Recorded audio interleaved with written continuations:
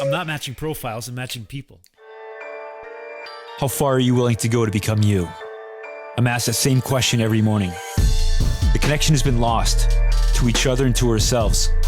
Toxicity continues to rise while self-worth continues to fall. This was created out of sheer necessity, the desire to create change and curve the culture back to connection. My journey has rerouted my idea of who I'm becoming. Connection begins within, continues outward. Love you, then love me, in that order. If I'm about to get uncomfortable, then so are you. I'm learning who I am. Now I want to get to know you. Connection over convenience.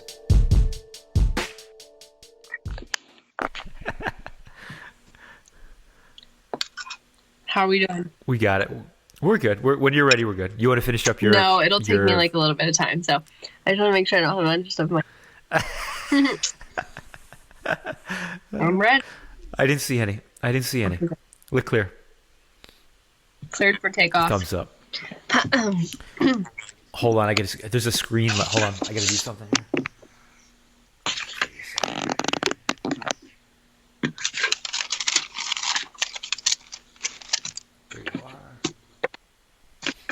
Okay. Tell the marketer, decline.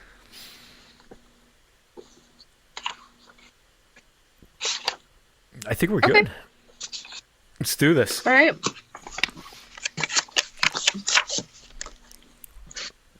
Hi. Lecia, what's going on?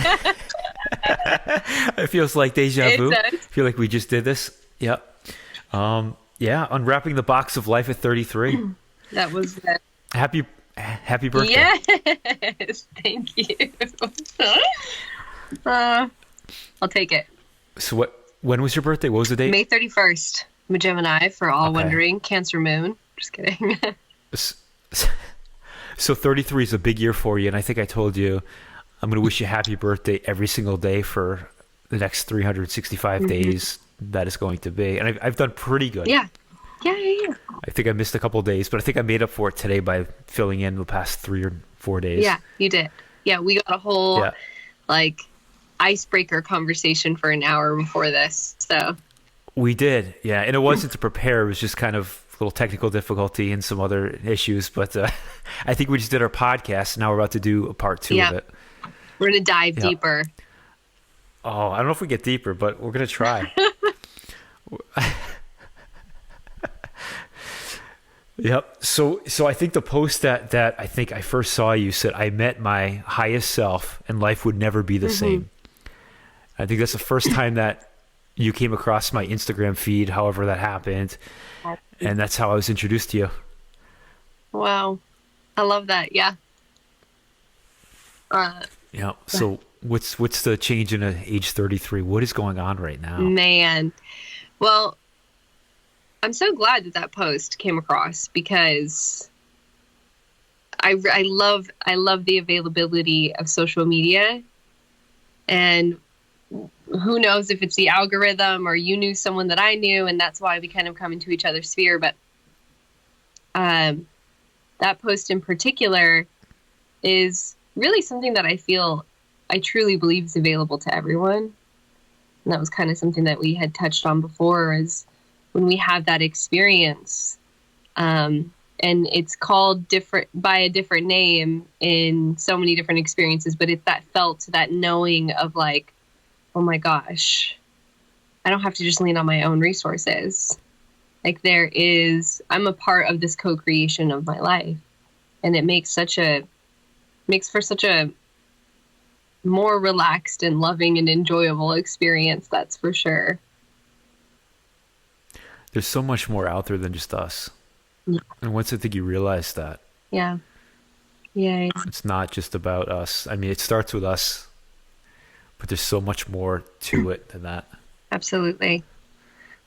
Yeah, and I think like unwrapping 33, getting into 33, speaking on connection, I've spent the past 7 years after getting sick from an illness that was due physical manifestations that were from mental, processes and patterns and habits, and having to take like a real look at my life And that was like that trajectory shift in choice that, you know, I wanted to seek out, why is it that I'm getting sick? Why am I dealing with adrenal fatigue and chronic stress and leaky gut syndrome and all of these like kind of vague experiences? Essentially, my doctor winding it down to, you're stressing yourself out. Oh, okay. That's what it came down to. That's what it came down to. Yeah. Was my thoughts were making me sick. Yeah.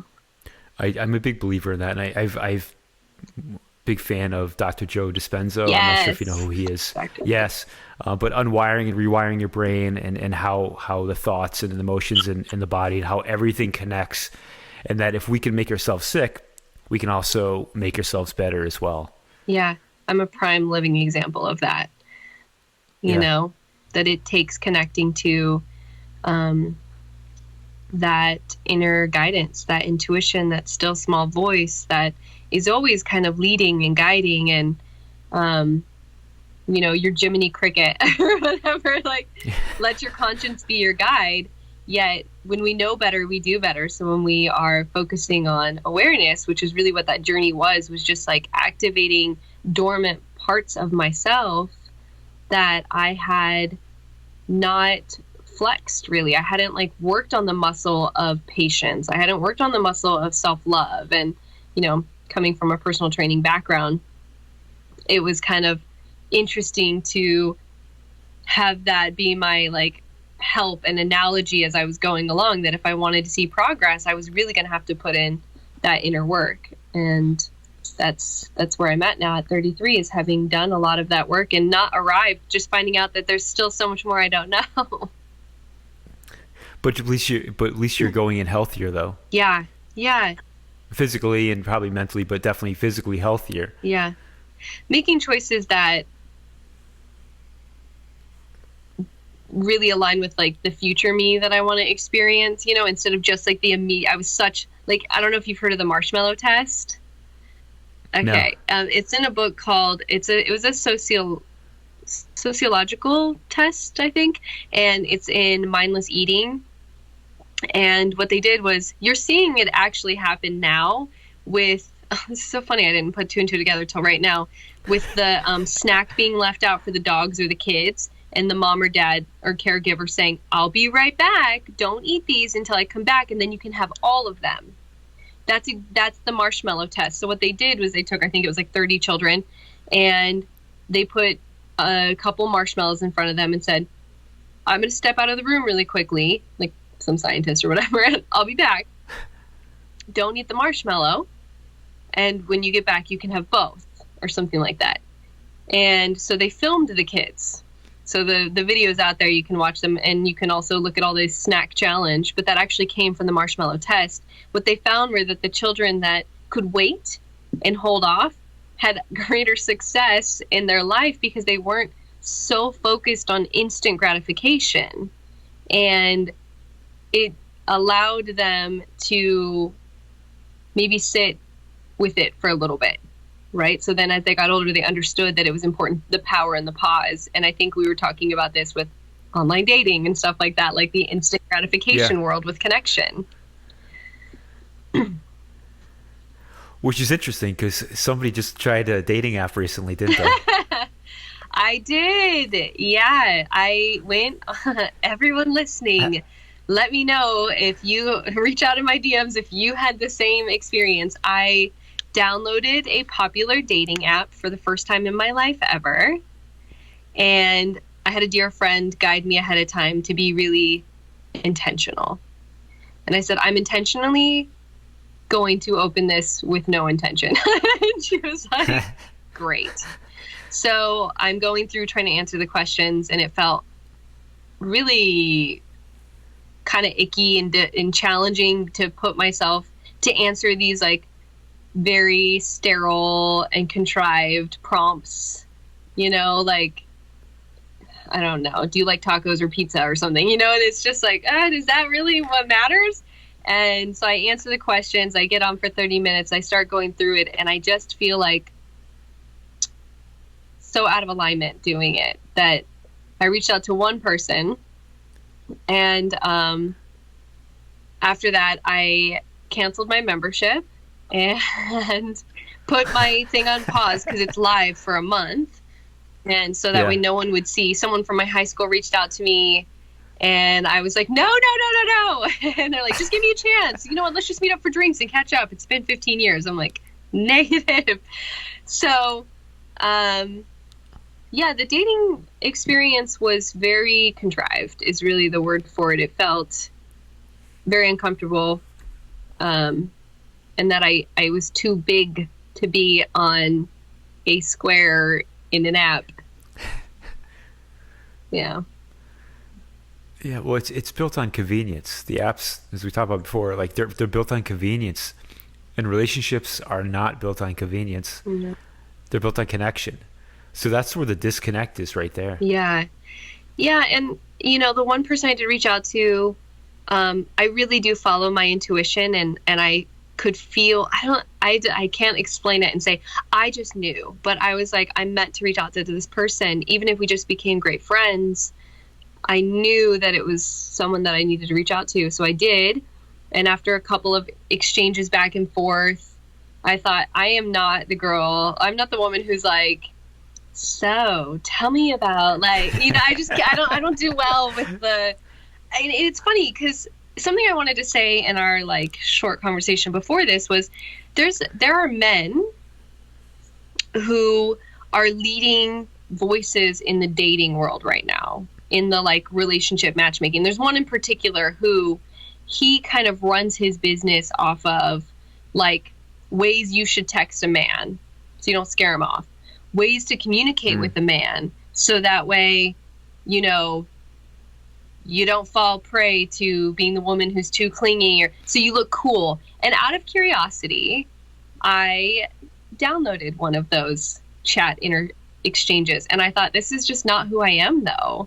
And is that a game that I actually have to play, where I'm like playing hard to get and, you know, sending him a message that's like flirty and fun but short to keep it alive? And so I started really questioning my very direct, honest, genuine, like, I'm into this person, or hi, I don't feel a connection, and that's okay. I still think you're a rad human being, and I'm so glad that we gave each other a contrast, so now we know a little bit more of what we're looking for, right? Yeah, but it sounds like a game. Yeah, like the way you just described is, it's this, right? It's a game. Like how do I look cool, or how do I do this so I catch their attention? And yeah, I mean, think about all these things we're going through just to be able to speak with somebody. Well, yeah, it seems so surface, right? Well, and I think that for me, it's always happened organically. I'm not a serial dater. I really trust that the universe like brings the right men into my life at the right time. It just happened to be a unique experience. I'm living in Kansas right now, back in my home state. I lived in California for 15 years and just moved from Los Angeles. So I'm actually in the country. Like, there's 7 acres around me. There's a wildlife reserve I'm backed up to. There are no men that are just like randomly walking across my lawn, right? Like, so, and because it's a pandemic, you know, the networking that I love going to events and meeting people and holding live events. And so not having that availability, it's like, okay, there's a lot of us who are getting creative now. And I have unlimited belief when it comes to, I can meet somebody through Instagram organically, the way that we did. We don't even know. I can't tell you how many times I've like done podcasts and we're like, how did we meet each other? So yeah, it's really interesting because it just happened to be this specific place in time where someone like me who's like, I can go to a restaurant and meet somebody. I met 2 men last year on planes who ended up becoming dear friends of mine. We dated, we, you know, went on a date, and it was like, oh, we're friends. And my girlfriends were like, how does that happen to you? I'm like, I am open, and I believe that, like, I'm open now. Even then I wasn't super open. So for me to be kind of driven out of some loneliness, some like I'm now finally like opening up and desiring after a breakup where I was engaged. I'm in this space now where I'm like, okay, I'm open to meeting somebody, and I'm very serious and committed about what I'm seeking. To go through the app, it lets me know that there's probably a lot of women and men who are going to apps and did during, and, you know, talking with my girlfriends about it, they had a lot of experiences where they were like serial dating through video chat. And I'm like, that's so exhausting. That's going to be a lot of energy. Yeah. What comes of it, though? Because as you talk about the game, it reminds me of like a casino. Mm-hmm. It reminds me of like an addiction, and it's like a game. Like, it's just like swiping, and where's this leading to? It's artificial happiness. We're trying to fill a void externally. And then you come on who you're not needing a relationship. You would like one, but you don't need it. So you're not coming in from a needing. You don't need the validation. You don't need the attention. You're just coming in looking to meet somebody. So it's like you with hundreds of thousands of people who have no intention of, or don't even have a connection with themselves. Yeah. So how would you be able to have a connection with them? You won't, because they're not there for the same reason. They're just there for the quick fix, attention, validation. They got your attention, they share, and I'm not even going to call it a conversation with you, and then they're right off to the next person. Then you start again, you know, this person, and then again. That's not connection. And that's frustrating for all the people who are on those apps that, like you, that do want something of substance, that do want a relationship. Yeah. I think it really comes down to just I'm not going to suggest them going forward, but, you know, if you are on them, I was just very upfront and honest. I think, you know, I had shared with you that I just let him know after a couple of exchanges, like, let's take this to, if you're interested, into a video chat, that would feel more comfortable to me. And I just said, if I'm being honest, these things kind of creep me out. I don't feel very good on it. But I understand if there's me on there, that there is someone who is also like me who could be on there. Sure. But just honoring the fact that it didn't feel good and right in my skin was enough for me to say, well, this is out of alignment. I'm going to go ahead. But I think a lot of us don't, at least in my experience with clients and students, is we don't have the awareness. And so it's almost kind of like going along with the trend. Well, you know, everyone does dating apps now. That's how everybody meets. So-and-so met so-and-so on eHarmony or Tinder, and now they're married. So this must just be the way. And what it does is, I think it kind of does a disservice to teaching us how to interact face-to-face. And I think you were hitting the nail on the head when you said it really comes down to our connection with ourselves first. Because I feel deeply connected to who I am. I was able to show up in my most authentic self after you get past the pictures that I thought might be the best ones for me and the contrived answers. You know, if you can get through that, then we'll find each other. But there's also a void that, you know, it's become a distraction, and people hop right onto the apps from relationship to relationship. A distraction from spending time alone with themselves. Yeah. And so instead of just sitting alone, getting to know yourself, all of a sudden that void, that it becomes apparent that you have this void, and you get right back on and start swiping because you need that attention. You need to talk with somebody. But what's missing is the self-love, the self-worth, and so many today. It's the connection has been lost to ourselves. Yeah, I had shared that with you, and I'll share it here, that before I ever decided to hop on to any sort of dating app or anything like that, I had to work through sitting in the discomfort, you know, late at night, being a serially monogamous person, having had, you know, 3 long-term relationships back to back, having this time to myself out here in Kansas, it's brought up a lot of wounding and places for me to say, oh man, 8:30 hits and I just want to reach out for validation. I just want to feel safe. That's me. And you had brought up this beautiful point that there is something to be looked at within me. Like, what is it within me that's asking for that attention?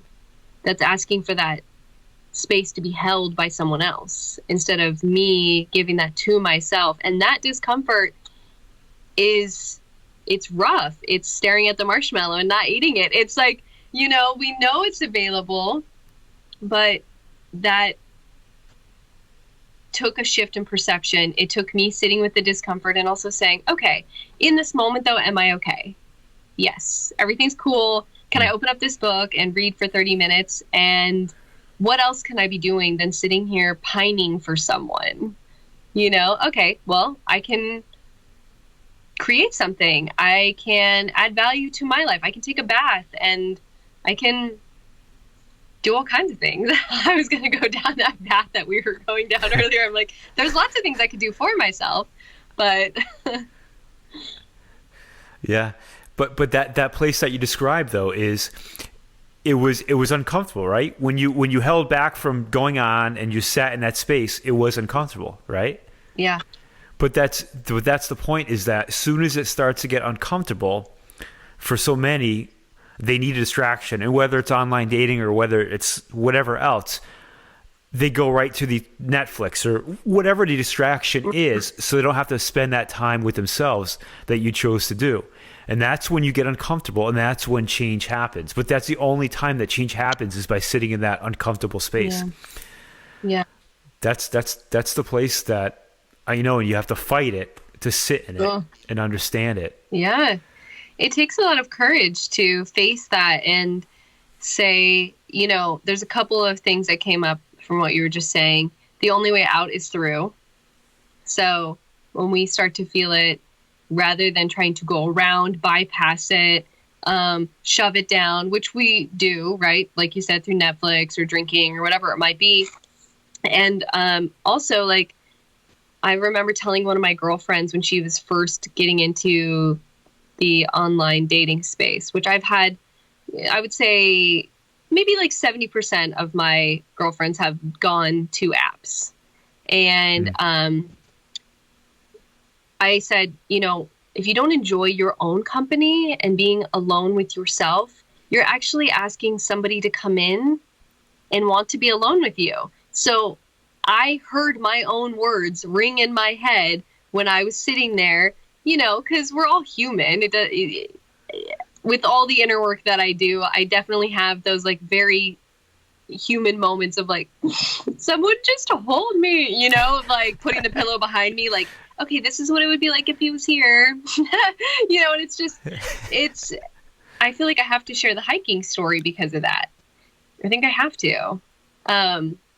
So it's, just really important to know that, like, until we love our own company, it's going to be really uncomfortable to call someone in. That will always come up as something in the relationship of like, I'm not a relationship coach, by the way, everyone. This just so happens to be where I'm at in my life.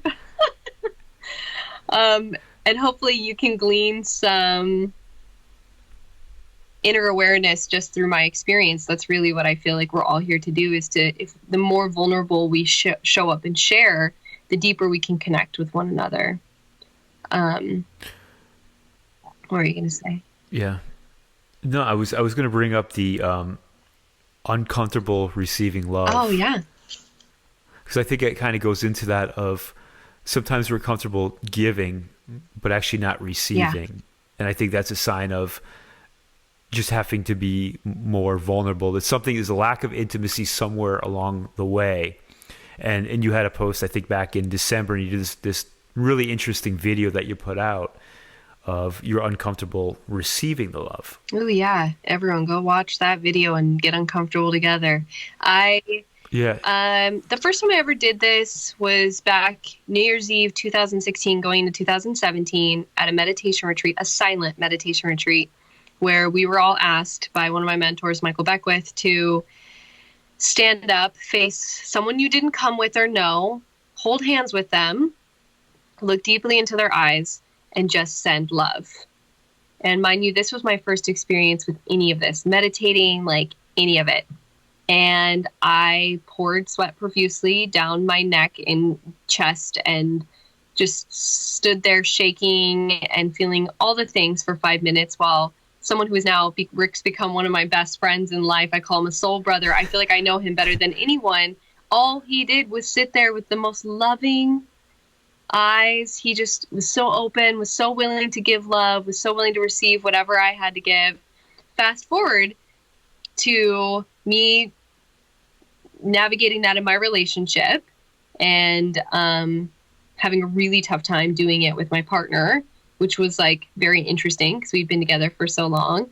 And observing my reactions of discomfort, moving into, 7 months later being single and doing it at a retreat where everyone was watching me and one person. It was only supposed to be for 30 seconds, but it was interesting because I learned in a very quick flash that I was willing to give love. That's how I felt valued. And if someone needed me, it helped me feel like I had worth. Yet I was uncomfortable receiving love from men. And it was a trust barrier that was like there, where I didn't feel that they could actually hold space for all of who I am. I felt like if he could feel how much I had in me, that it might scare him or something. And so instead of really giving that, I just kind of sat and was like, I will give you love, but I won't receive. So is that an insecurity, would you say? Because you're trying to think that he wouldn't be able to accept all of who you are. Mm-hmm. So then you end up holding back from giving of who you are, which is really not at fault of him, but if you're not giving yourself because you're not even getting the chance. So does it come down to an insecurity of like, if I choose to let him in on all these parts of me that maybe I'm uncomfortable with, he might reject me, so I'm just not going to give it to him? Is like, what is the root of that? I'm like feeling it in my body right now. That was a good one, right? We're doing this on a podcast because I'm like, I feel really uncomfortable right now, but okay. We just don't. Story of my life. It's got real. Damn, I got chills. Yeah, it's real. It's a real root of feeling. I'm really good at like going into the feeling, which is like hard when you're live, but it's a real root of feeling like if I'm fully seen, I wouldn't be fully loved. And so I allow women in that way, like best friends, but it's almost like a safety thing too. It feels a little bit like trust. Like, can I trust to give this person that opportunity? Or will they betray me? Or that's kind of like the words that I'm feeling like, will they betray me? Will they not accept me? So the root of it really is a bit, an insecurity of like, will I be enough? Will I be too much? Like, that's definitely a narrative that I've worked on over the past few years, is being too much. The interesting part is being fully seen, then maybe I won't be fully loved. But in a true partnership, you should be fully seen and be fully loved. Not judged. It's a supportive partnership. Yeah. No, go ahead. No, it comes down to, I think, just once you fully accept and embrace yourself and you get to that point and you fully love yourself, like you really just don't give a fuck what other people think at that point, and you're able to just, it's like this most liberating experience where you just kind of completely let free. You let go. And then you wind up attracting partners and people in general. It's a different energy where you're able to just be yourself and they're able to be themselves completely. There's no judgment. There's no opinion. Like, you just don't care. And you're so attracting the same type of people. And in return, you'll attract the same type of partner. It's just like it's just like this, like you keep cutting deeper and deeper inside of you and kind of, the parts in your body that like have never been exposed to light. And once they're exposed to light and you free those parts, it's like you're close and you're almost there. But once you're there, you'll be able to be completely free. You'll be able to be completely seen and heard, not judged. And they will accept you completely for that. It's a lifelong journey. Yeah, that's what I was thinking was it's like subtle layers, you know, like this has been a process for like however many years of like awareness of like actively seeking and like loving myself. And, you know, I was telling my dad yesterday that, you know, I'll look at myself in the mirror and just say like loving things. And every now and again, there will be like this negating voice that's like, oh yeah, but, and I call her Megan. So any Megans who are listening, I'm sure you're amazing. At least I guess I could just say Karen because Karen's already been taken down. But, and it gives me this opportunity to just kind of look at it and say, where is that like originating from? Who is speaking in that moment? It's an aspect of my consciousness, but it's not a pattern or a program that I was born with. Like it's something that has been sort of practiced by me. And I was telling my dad about this because we were having these like really hard opening conversations where, you know, it doesn't matter what it does matter what our parents did when we were younger. Oftentimes though, once we become adults, we become the most like abusive to ourselves. The way that we talk to ourselves, the way that we treat our bodies, the relationships that we're having with ourselves. And so it's been this really accelerated, at least in the past year when I, you know, separated from my fiance, of like having to do this inner work of like, I don't want to continue on patterns of leaving long-term relationships. I'm recognizing that the only common denominator in all three of those relationships was me. Like, you know, I'm recognizing I'm not a victim to like, well, I was just dating the wrong person. It's like, well, I was also not truly representing who I was. Were you dating yourself during those times? No. Oh my gosh, no. Not until... You weren't dating yourself? Yeah, no. So you just kind of just gave all of yourself and kind of abandoned yourself to be with that person. I 100% was like in a position, I just didn't have like the awareness around it to say, my happiness does not depend upon your actions. Not until I spent this time alone, really, you know, and I think that people can co-heal. I believe that relationships are like our greatest teachers. Without them, then what is our reflection, you know? Yet I was very aware for the last year of my relationship that to really fully own this work from myself, I was going to need to do it by myself, do it alone. And it's been a really cool, you know, like I always think it's cool when there's like a new awareness. I'm like, oh, rad. Like what just happened 10 minutes ago? I'm like, oh, I haven't like dealt with that feeling for a little bit. That aspect of me that's like, oh, no, don't shine the light here. Yeah. It's those awareness moments. Those awareness moments. Yeah. It's a beautiful journey. Isn't life great? Life is so good. Like I really work and part of my mission and purpose is to share that like the freedom I've experienced is from those courageous little moments of just going into the ball of feeling and being like, you know, you do it enough times, you start to realize that you don't die and that it's uncomfortable, but feelings are not facts and they're not forever. So it's like, as soon as we stop resisting, like that saying, what you resist persists. As soon as we stop resisting it, and you brought up that perfect example, is like when we shine the light and we expose it, it's like it's healing a wound, right? It needs air, it needs light, it needs like to not be covered and smothered. But that's what our patterns and habits do for us. We utilize them as an opportunity to smother. And even when I was signing up for that app, I knew I was like, I'm just kind of lonely feeling. And that was really the intention, was like, I am feeling lonely in my routine.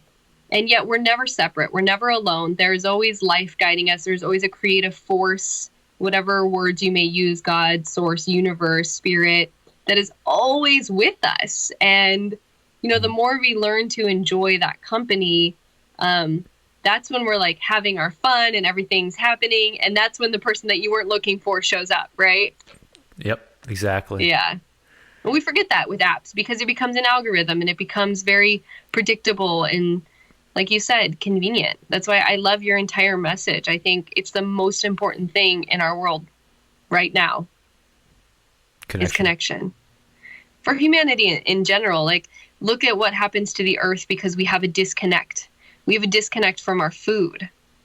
Like, we being back here in the heartland, seeing those dairy and farms and slaughterhouses as I drove through them was just like, whoa, what a reminder. Like, the conveniently packaged meat that you see at the grocery store, there's no connection to what it took for it to get there until we're exposed to it. Yeah. It's exposing one at a time. And until we have the connection with ourselves, there's no way we're going to be able to form that with each other, with other people. And it starts with these one-on-one, these getting to know one person at a time and just, am I about to get something out of your journal? No, I'm writing. Are you going to write something? I was like, wait a second. Exposure. Like, that's it. When we expose ourselves to ourselves. Yes. We connect. Like, it's all about exposure. And the convenient part is when we bypass. So I'm just having like an aha moment. And I was like, yeah. Go for it. This is real. Go for it. You can write it down. Yeah. Exposure. It's a powerful part of it. Like, if it's going to ultimately expose itself, right? Like, it happens in explosions of anger and frustration, or when something happens and we're just like, oh my gosh, that feels really cool and exciting, but maybe we shame ourselves because it wasn't what we thought or we've been told should excite us. Like, it will, either we surrender or we suffer. So either we surrender to what's exposing itself to be revealed as us, or we like judge it because it doesn't fit in that box that we want to put on the app. And it comes back to that, a box of life, like fitting in the box. And you're unwrapping the box at 33. We don't belong in a box. And if you do just live in a box, you're simply existing. And that's not living. That's not living. That is like just everything is a distraction just to get by, so you don't have to feel, so you don't have to do the inner work. Just simply exist. That's not a fulfilling life. And so, I really appreciate people like you that share your time, that, you're really diving into the purpose of your life, and you're putting everything out there. I mean, you put a lot of things out there. You don't post just for the sake of posting. There's purpose to your post. It's a reflection of you. And as much as, I think you've said before that you can struggle with vulnerability and intimacy, but really you're being very vulnerable and putting those parts out there without fear of judgment. Yeah. And I'm proud of you, and I really appreciate you doing those kind of things, because you're making a difference in somebody else's life. You never know who's seeing that one post that needed that today because they're feeling this, they're feeling that, and they didn't know that anybody else could relate. And so all of a sudden they hear this from you today, or tomorrow you put something out there, they hear that from you. So that's making a difference in a lot of people's lives. Thank you. Yeah. Yeah. So don't stop. Keep diving in deeper. Yeah. Man, 2 conversations in and it's already like, how far does it go? It goes far. You're only 33. I'm blown away when I like everything you've done and where you are in life, and you're only 33. Like, you haven't even started yet. That's what's so impressive, and it's just amazing. I'm about to turn 42 in a week or two, I guess, but I feel like I haven't even started yet. Like, I'm just getting started at 41 right now. There's so much more to do. There's so much more to learn. Yeah. It's like the next 10 years of your life, like your 20s, how much have you discovered about yourself in the 20s, right? Yeah. And now you're a completely different person. And so, by the time the next year, which I'll remind you every single day of happy 33. But when you do turn 34, you're going to look back at 33 and say, look at how much I accomplished, how much I learned in this 1 year, where I'm at today. It's like exponentially, like just growing. Once you make that incision and you're getting uncomfortable is when the change happens fast. Yeah. So please don't stop. No plans on stopping. I ask for it every single day. I'm just like, use me, allow me to be a vessel. I'm open to more good than I've ever experienced. And I think sometimes we really expect that to come in a pretty package.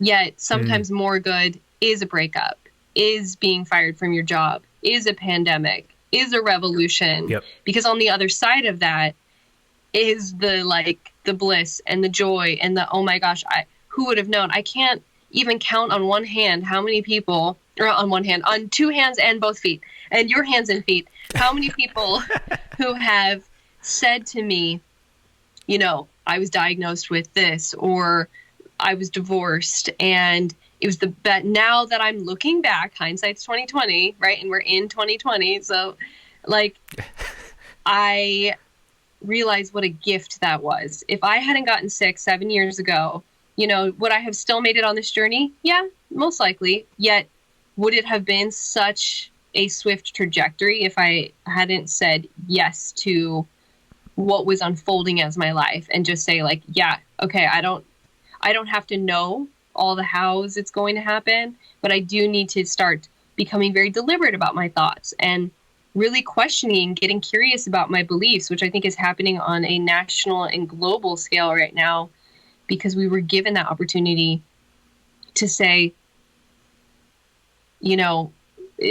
whatever I go back to, it's my choice to go back to that, and I know that there are people who are in positions that are like, well, I had no other choice. And I think it's that contraction, that fear that cuts us off from what I call the highest self, that guidance where there are unlimited resources. Yet if we're closed off to that, it's going to feel. We're closed off to us then. If you're closed off to that, you're closed off to yourself. You are, exactly. And it's really funny, now that I'm on a farm, and I'm just really being taught deeply by nature right now. I'm noticing certain things that are parallel to my life. So we got new chickens. This is just a side note, but it all ties in, guys, I promise. So what you have to do when you want to introduce them when they're at a teenage age, so that way they're not fully grown yet. They need to get indoctrinated into the ways of the coop. You pull the rooster out. Because what happens when you pull the rooster out of its environment is there's no longer a pecking order. So he's just chilling in, the garage, and he doesn't have his status anymore. So he doesn't quite, when he goes back, he's kind of been knocked down a few pegs when it comes to hierarchy, and he's got to sort of rework it with the new chickens. And that's what I think has happened to all of us right now in the pandemic, is we've all been taken out. So that way we stop identifying with our ego so much, and we start. Just gonna say, yeah. I was gonna say, you're removing the ego, and you're incorporating humility. Yes. And once you get there too, that's another liberating experience of living, by humility. Life looks the universe looks very different once you're in that place. Yeah. You writing that down? I can feel that you're writing it down. I put, if you're willing to witness, nature will teach you. Life will teach you. If you become the student of life and are I know nothing. I fucking love it. I think I said that at the beginning of this podcast. I love being a student of life. We're always a student of life. And something that you had shared that I wanted to kind of come back to was, I noticed that there's been this emergence of sharing our story. And it helps us connect, right? If we come from a healed space. There was this event I attended a few years ago that was all about that. And it was sort of from tears to triumph kind of experience. And I thought, what I find to be most valuable is sharing what's happening right here, right now, and how I can turn around and compare it to healing my childhood or being there for myself in a way that maybe I didn't feel I had a guardian that was there for me, and I'm learning how to do that and to stop projecting that onto a partner, like those are the awarenesses. So I think sharing our experiences over sharing our narrative, like just our story, is so helpful. Like just us having a conversation and both being willing to say like, hey, I'm just interested in knowing about your experience, has already helped me have so many breakthroughs. So you can charge me later. I'll tell you what, we'll call it even for you joining me on the podcast. So thank you. We'll call it as a wash. Yeah. I'm really grateful for the work that you're doing, and for everyone who is sitting and whistling, willing to listen. Ooh, whistling, willing to listen. I don't know. We can't make that work right now. But if you're willing to listen and learn from other people, it's evidence. It's evidence of healing, and we're such a species of needing evidence, right? That's why people are, I want the scientific evidence about the coronavirus or whatever, so looking at other people's stories and experiences and just saying like, okay, they healed, it's available to me. I know anything I'm going through, I am not the only human being that has ever walked this earth that has felt shame, fear, pain, joy, bliss, all of it. Yeah. We're not alone. No. We're never alone. You're never alone. Although dating apps sometimes make you feel like you're alone. Well, dating apps, you're alone. Yep. Besides that. No, I'm just kidding. It's a fun experience. I am going to make a post on it though, because I think I can't wait to see that. It needs to be said. I told you, right, that I matched with someone who every single picture was a deer. And so I sent the picture to my girlfriends and I was like, I think he's horny. What do you think? And they were like, are you serious? I'm like, every picture, I think it allows you to post like 5 or 6 pictures of yourself on this specific app. And they were all deer. Yeah. Welcome to Kansas, y'all. That's what? That's what's, yeah. I've never been to Kansas, but I think you just summed up Kansas. Yeah, you guys can all live through my experience. That's it. We all appreciate it. What's the best way for all of us to find you? What's your favorite platform or platforms? I have 3 ways that I really enjoy communicating and connecting. I have a newsletter. It's really just like the way I communicate with the community. I wouldn't even say it's like a newsletter, which you can find the link in my bio on my Instagram. So at Lecia J. Fox, LECIA-JFOX. And then on Facebook, I'm not as active on there as I used to be, but I do have a Facebook community called the Kiss Crew. It's for women only, and it's Keep It Simple Soul.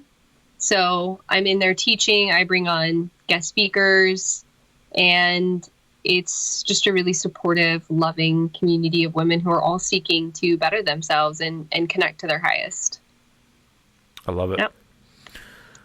We'll continue on the journey. Thank you so much for sharing a lot of time with me today. We did this twice today, so thank you so much. Enjoy the rest of your day. Thank you. And I will be in touch. I really appreciate everything you've said and kind of dove in today. So thank you. It was awesome. I'm honored. Thank you. Enjoy your notes. Let me know about them. I will. Talk to you.